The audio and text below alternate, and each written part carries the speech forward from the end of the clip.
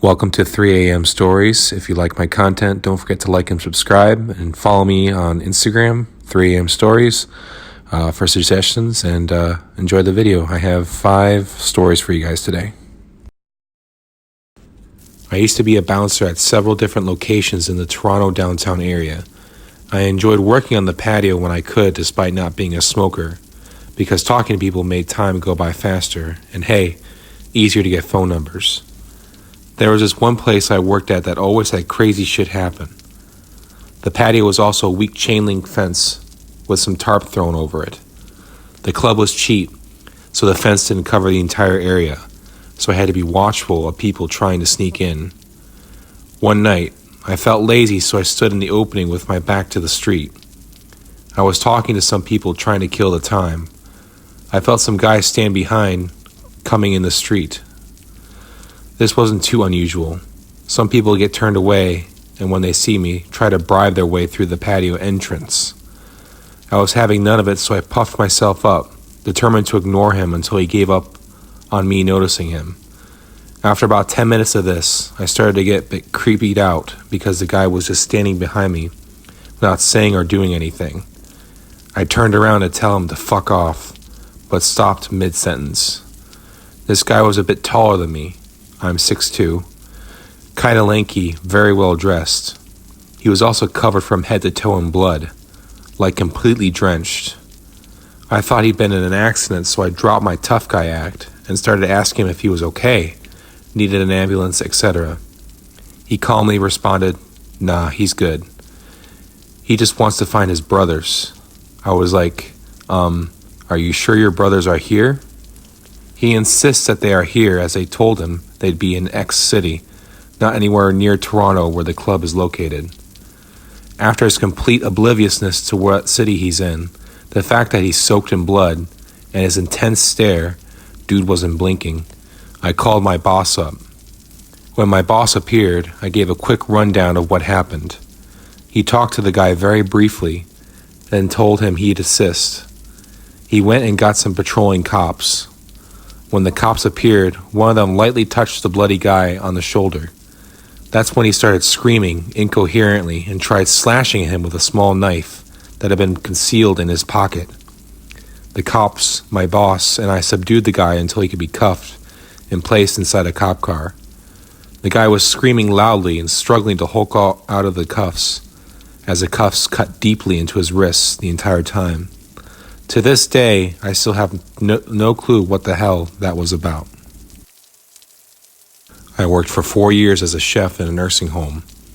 I typically left by 8 every night, but I would occasionally stay over and help the third shift janitors clean and lock up the kitchen.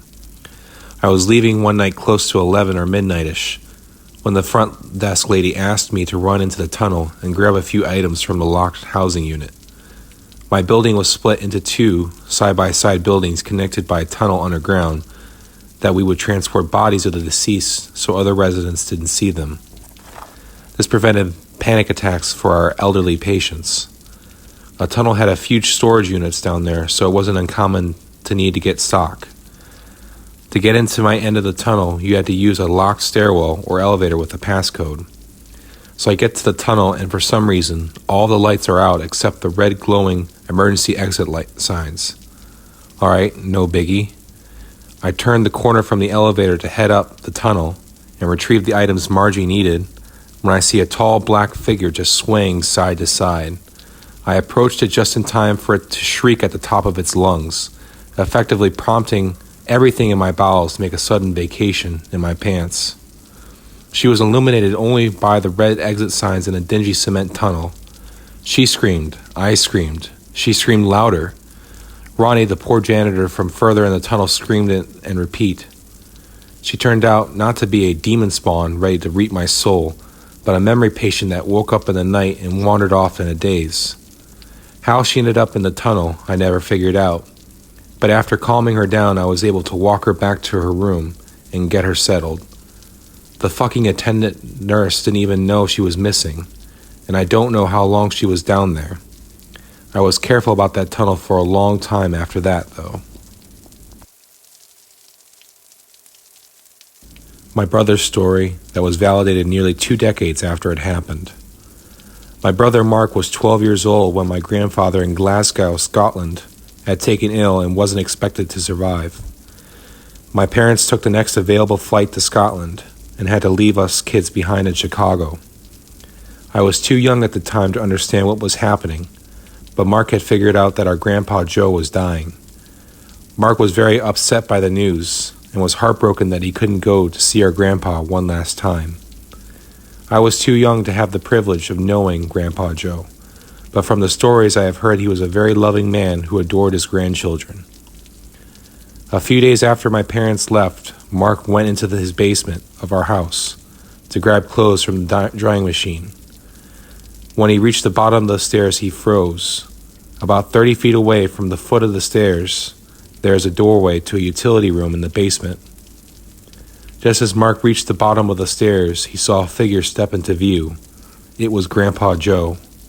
He was smiling at Mark and holding a white box. He didn't say anything, but he smiled and then walked past the doorway and was gone. My brother ran back upstairs in hysterics, telling our babysitter that he had seen our grandfather and needed to talk to my parents. The babysitter reluctantly let my brother call Glasgow, and when he reached my parents and told them the story, they tried to soothe him and tell him that everything was okay, that his imagination was playing tricks on him because he was worried about Grandpa Joe. Grandpa Joe had passed away while my parents were on their flight headed to Glasgow, and my parents didn't have the heart to tell Mark the sad news over the phone. Fast forward to 20 years later, my brother and I are visiting my mother in Florida. One night we stayed up late talking about family, and eventually the conversation turned to our Grandpa Joe. After reminiscing about our grandpa and his good nature, my brother said to my mom, "You and Dad never believed me when I told you that I saw Grandpa in the basement." My mother looked puzzled and asked Mark, "When did you see Grandpa Joe in the basement?" My mother had remembered talking to Mark the morning that her and my dad arrived in Scotland, but she hadn't remembered the specifics of Mark's story. Mark retold the story, but this time, when it was over, my mom was speechless. After a few moments, she broke the silence and asked Mark to describe the box that Grandpa Joe was holding. Mark said that it looked like a white rectangular box that was about 3 feet long and had a width and height of about 1.5 feet. Something about his description of the box made my mom get tears in her eyes. She collected herself and then told us both, for the first time, that one of our aunts had a stillborn baby at almost the same time that my grandpa passed away. The child and Grandpa Joe were buried in the same grave, and the child was buried in a small white coffin. I've got a few of these, and I'll be more than happy to share if wanted. Well, the one that always stuck out was a few years ago. I woke up in the middle of the night from a dream when I heard someone screaming bloody murder. So I sit up in my bed, and I'm just sitting there when all of a sudden, it's the same bloody murder scream as before. It's coming from my older sister's room right down the hall.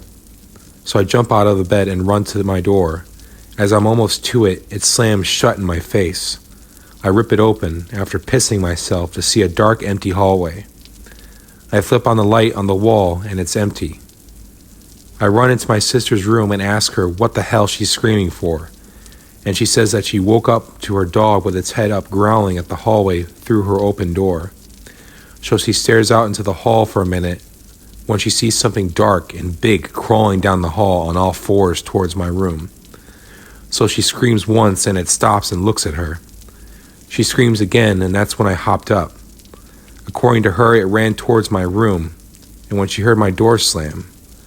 So my folks and I all go around searching the house for open doors, windows, whatever, and we don't find anything. This is a repost from a while back. When I was young, I used to stay in my great-grandmother's house overnight during the summer. This was an old southern house that had been around since World War I. So one night I'm in bed trying to get some sleep. It's summer and it's balls hot in a house where there's no AC built in. When I see a woman walk through my door, my closed, shut door. She was in a white dress or nightgown and moved around the room as if she was getting ready for the day. I watch for what seemed like forever, then suddenly she stops mid-step and slowly turns my direction. At this point, I'm scared shitless and thinking I'm going to die.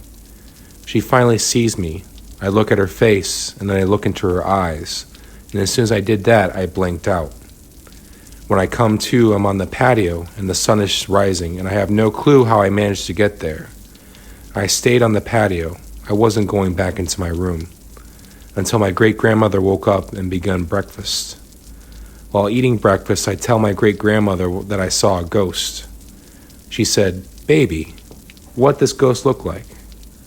I describe it to her and she looks at me and says, "Oh, that's just your aunt so-and-so." My response, "What?" Later that day, she gets an old photo album out and shows me a picture of my dead aunt that died in my house way before I was born, along with a few other dead family members. Then went on about how she sees them from time to time. Never spent the night ever again, and I never went into that room ever again. Thanks for watching, guys. If you like my content, don't forget to like and subscribe, and I'll see you in the next video.